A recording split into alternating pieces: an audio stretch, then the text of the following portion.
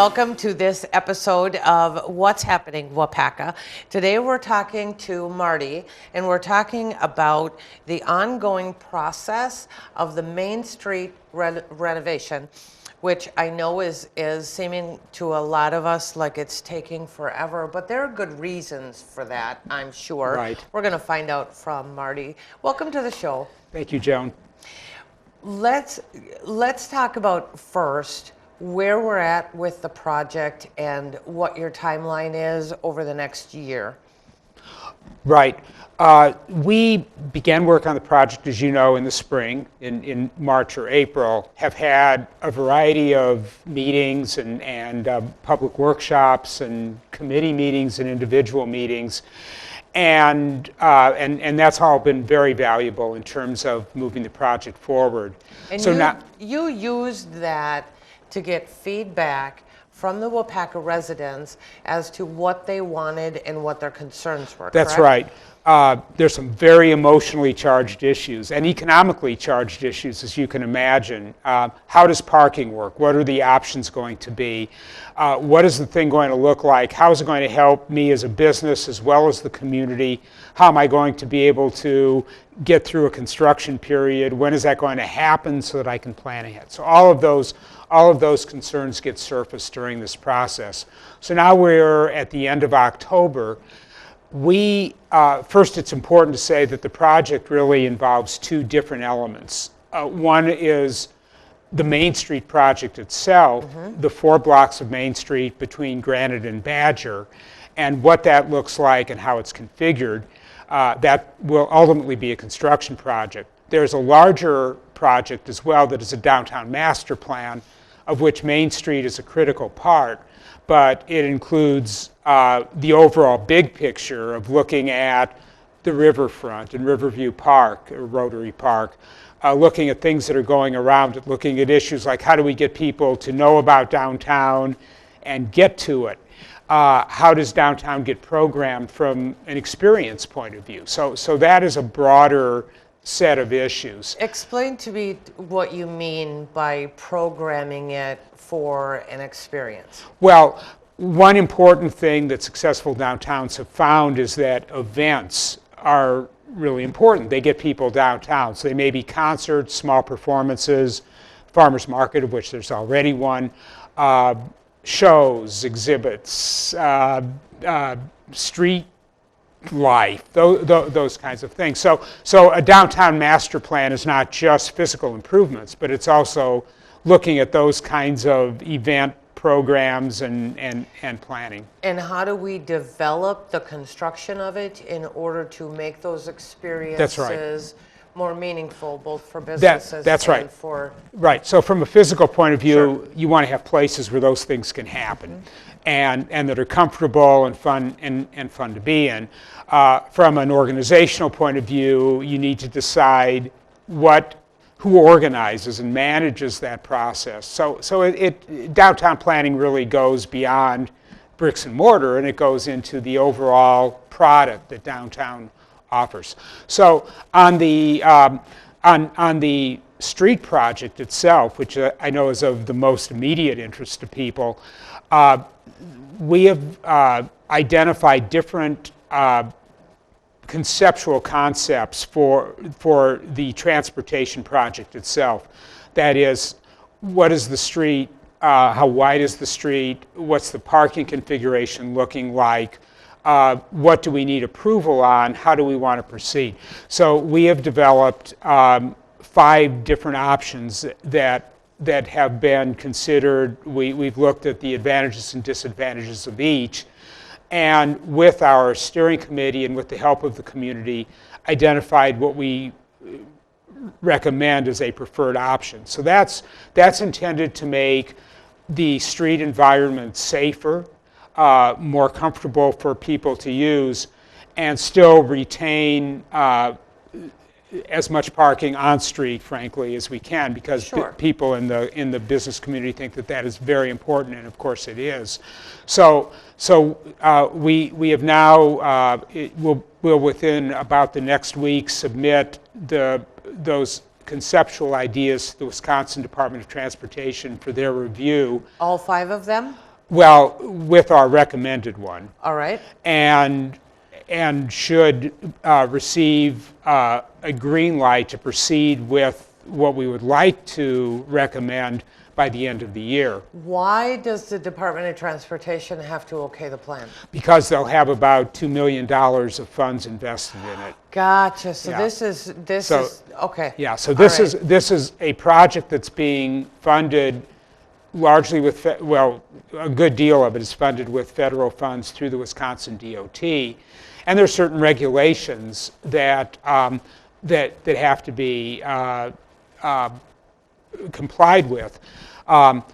For example, there's a tendency to, in these projects, to frown on diagonal parking on major streets, and we think that retaining diagonal parking is quite important. So one of our ideas in the preferred option is how can we retain diagonal parking, but make it safer? So provide better buffering so that when you pull out of a diagonal stall, you're not immediately in the line of somebody's somebody who's traveling down the street. Sure. Or how do we, in some cases, improve or increase the dimensions and make that all work better? So it's a solution that reflects safety concerns, but also the economic concerns of businesses. Okay. So once you have the DOT's green light on the plan that you want to do, what's the next step? Okay, then after that, assuming that all goes well and we receive a green light at the end of the year, then we proceed into what's referred to as a 30% design set. If you were designing a building, you would think of that as being schematic or conceptual design, basically where the curbs are going to be, what the pavement patterns and elements are going to be, and so forth. And that will be, if all goes well, complete by the end of February. Those plans also get reviewed by the state. And then the next step, which will happen during 2017 and 18, is the development of construction documents. So it is, because the process gets elongated because there are all these reviews that have to be looked at in terms of conforming with regulations. So if we're strictly a locally funded project on a local street, it would be much faster, but it is not that. Because I know that's one of the things that is being talked about is, why is this taking so long? Yeah. So you would then, and that's why, because it goes through this process of preliminary review, then submission of a certain plan, certain design set, that then gets reviewed and approved, that then goes into full construction documents, which then have to be reviewed. So that takes us out to 2019 for construction. Now how long do you expect that construction to last? That is the hope, is that, and hedging a little bit because we're not totally sure, and it gets into the staging of construction, that it is possible that it could be done in one construction season, but it is also possible that it could take 2019 and 2020. So the idea would be, how do we phase the actual construction in such a way that minimizes impact on businesses? And how are you going to do that? Because that's a big concern. Yeah. Because much of Waupaca's businesses are on Main Street in that 4 blocks. Right. And if I were a business owner on Main Street, my biggest question to you would be, what are you going to do so that I stay in business? Right. There are a variety of different options. We'll want to review those. We've got the time to do it, which is a good thing. So we've got the time to work with businesses during the upcoming years before construction happens in 2019 to work out what everybody thinks is the best kind of staging or phasing plan. So there are a variety of different ideas. One idea is to do 2 blocks in one construction season and 2 blocks in another construction season. Another is to try to maintain traffic through the corridor, so effectively doing a sidewalk and part of the street and a sidewalk and part of the street. Another option is to take the street out first, leave the sidewalks open, get the street and infrastructure done, and then do the sidewalks after that. So there are a variety of different ways. In every situation, it is fundamentally important for us and certainly for businesses that people are able to remain in business. And so another important part of the project is to get alternative parking, for example, in place that's convenient so that businesses and customers can continue to have places to park. So we have developed plans by which we can make those improvements off of the Main Street corridor but adjacent to it. So one of those is looking at the parking area behind the library and City Hall, and basically Jefferson Street, and build additional parking there. Or how can we make better utilization of the Union Street lot and get people into Main Street so that there's still a good deal of customer convenience. So we are, and it's important to mention this, we are vitally interested in how do we stage this project and provide alternatives for access and for parking in ways that minimize impact. We can't say you'll never notice. That wouldn't be true. But we can do things with wayfinding and alternative parking and staging and maintaining access that will still make this not a horrible experience for adjacent businesses. Well, and Waupaca is a huge tourist town, so lots of people come in the summertime, which is during construction season. That's right. And, you know, my concern, again, if I were a business owner, is are they going to bother driving in the mess to get downtown, or are they just going to say, right, I don't want to go through the trouble? Well, and so again, the goal of a construction plan, and it's a design plan just like the design of the street is to make it as little a mess as possible. But there's another interesting thing that should happen, and that we should that we'll want to be thinking about too, and that is, how do you actually make the construction an event? So come see us. Come see what we're doing. We'll lead you around. We'll make it convenient for you to park, but some great things are happening. So come and see these things.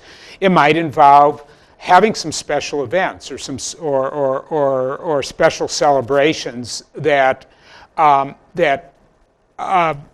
invite people in. So it's not necessarily a bad thing. You know, it is something that can be promoted as an event that really will fundamentally change the future of Main Street. And those two things together can really help to get us over this hump.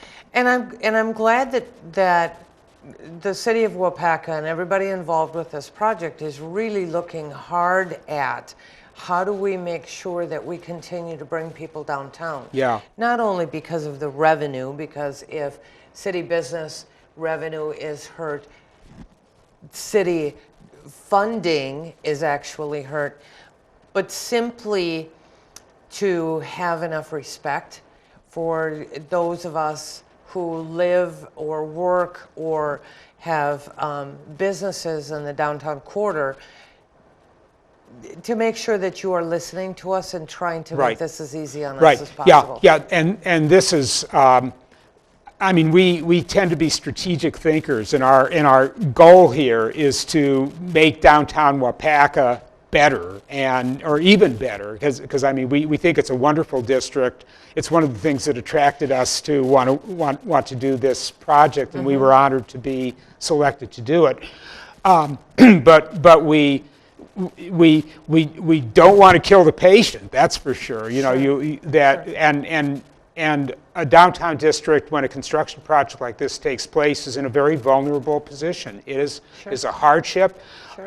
People people are afraid to come, or they think it's just going to be like mud, and they want to avoid it. They don't know how to use it. So it takes not just a sound construction plan, but a good PR program as well. Sure. To tell people, come and see us. You know, we're open for business, and you'll find exciting things happening. Let's talk a little bit about Union Street just for a moment, because Waupaca has done a trial period with back-in parking on Union Street. Now, we were talking before we started taping this that I like it because I like back-in parking. I like pulling out frontwards. What is the reaction that you are getting from people as far as that? Well, the reason for the experiment is that one of the possible options, and it's not inconceivable that this could happen, is doing back-in diagonal parking on all or part of Main Street. Simply put, that the DOT could say, you know,